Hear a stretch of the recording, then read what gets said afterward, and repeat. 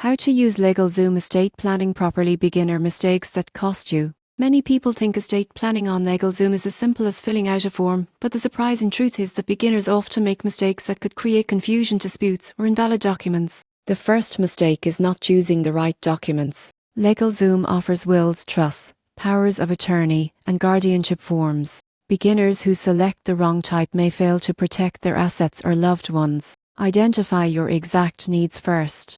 Another common error is skipping customization. Generic templates may not reflect your family situation, assets, or special instructions. Customize beneficiaries, allocations, and special conditions carefully. Many users fail to follow state requirements. Estate planning laws vary, and signing, witnessing, or notarization rules must be followed. Ignoring these can invalidate your documents. Neglecting digital assets is another pitfall.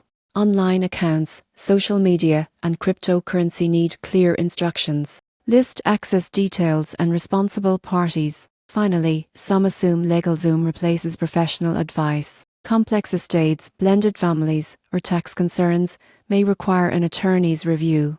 Don't skip expert guidance when necessary. To use LegalZoom estate planning properly, select the right documents, customize thoroughly, follow state laws, include digital assets, and seek professional advice when needed. Avoid these mistakes, and your estate plan will be clear, enforceable, and secure.